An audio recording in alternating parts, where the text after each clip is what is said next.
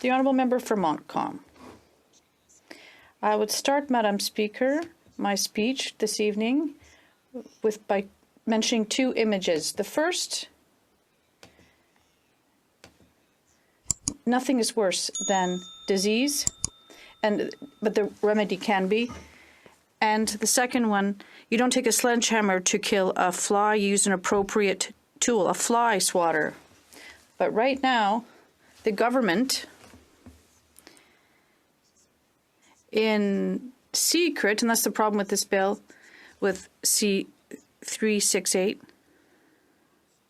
discreetly, in an annex of the 2024 budget,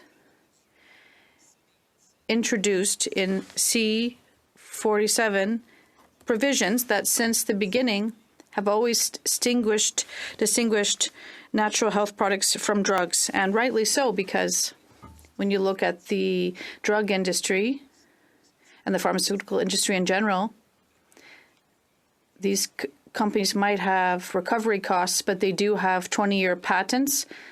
They're able to make a profit, and there's no tax on drugs. The government is making a ton of money in terms of taxing natural health products so that it can pay for inspection services, because everyone agrees.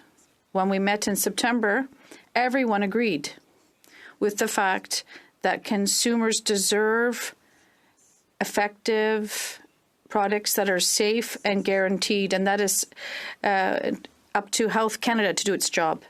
So when you look at the Auditor General's report, well, first, there was a small issue in my view that was pathological, because rather than just looking at things randomly, we targeted products, locations, companies where we knew there were issues. So obviously, as soon as we know there's an issue, it leads to a high rate of problems that are raised. There are roughly 91,000 natural health products. We had analyzed 75,000 of them, or 75 of them were targeted, and we concluded that since 2014, Health Canada was not doing its job in guaranteeing safe products, those that were sampled. And Health Canada was caught with their pants down, like we say, and now they're trying to get some credibility by taking out the heavy artillery. We've always wanted to ensure that there was a balance when a natural health product, or access to one. We want to make sure that we can have the right to choose a product while assuring that Health Canada does do its job by inspecting products. Since 2014, between 2004 and 2014, there have been 53 recommendations. And when in September we heard from Health Canada and the chief scientist, we realized that their answers were not credible. When I asked them, do you require recovery costs? Did you do an impact study on the industry, on small and medium enterprises? Their answer was, we base our work on the Treasury Board directives, and I think that the Treasury Board, it wants to bring money in, but what services will it provide? Since the very beginning, this industry generates tax, but they're still not able to ensure that there is an inspection throughout the mandate and today, because there are a few issues that have been raised. And the pharmaceutical industry, Madam Speaker, while I asked the chief scientist the question, out of over 17 years, how many side effects stemmed from natural health products? And I asked him to table the figures. We haven't received a reply on this question. And when I asked the pharmaceutical industry, what figures do you have about side effects? They said that they did have the figures, but they didn't table them either. But we know full well, even if these products are approved by Health Canada, pharmaceutical products do sometimes have very serious side effects. But we don't disqualify the entire industry. We just do our work and we make sure that we do it well. But unlike what one would think and what the government would like us to believe, well, what I'm talking about, the problem with C-47 happened in June when we were voting on the March 2023 budget. We received all sorts of letters and people start informing themselves. And as legislators, we don't have any impacts on regulations. We vote on legislation. And then regulations accompany how the law is to be applied. Well, that's the issue. C-368 is necessary so that we can send legislation to committee, so we can do our work as parliamentarians, so we can question the work in terms of regulations and make sure that natural health products are now contained to the same standards as pharmaceutical products under Vanessa's law.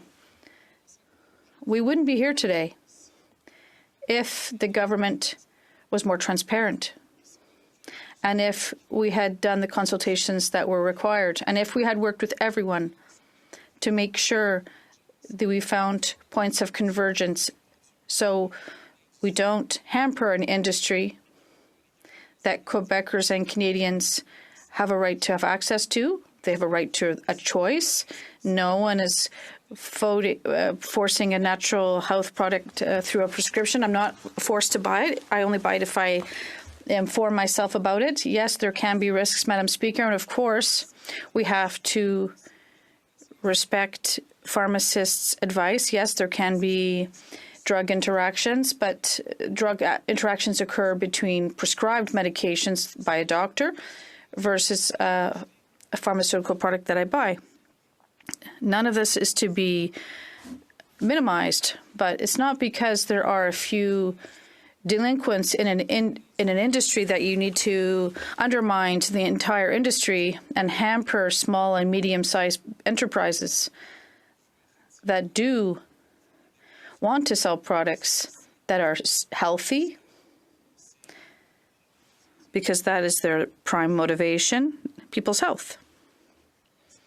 Therefore, we wouldn't be here today if we had more transparency and if people who did come to witness in September, provide testimony, had the courage to remind us of this, to remind us that when we said to that your cost recovery model is based on that of the pharmaceutical industry, they didn't say anything about that, as if we wouldn't realize that at some point saying C-47 would sneak this in. They took the pharmaceutical model and they transposed it to that of the natural health product industry without allowing us to debate it. And that's why we had 2 sittings on this, to gather more information on the problem now. Until now, we haven't done any more consultations. And that's why we're going to vote in favor of C-368, so that legislators who never get to revise regulations will be able to bring this back to committee and work on this legislation to ensure that we strike a balance between what the government would like in terms of the 81% of the 91,000 products that are deficient or the labeling is incorrect. That is a serious affirmation, but it doesn't reflect reality, because in 2015 alone, a randomized study showed that more than 90% of these products were in line with legislation. So what happened in the meantime? Perhaps if Health Canada had done its job, did the inspections, sent people their guidelines, what they want to focus on, and so that we're sure when production is done that the products are correct, we wouldn't be here today. So, Madam Speaker, the Bloc will vote in favor of this legislation. Thank you. Resuming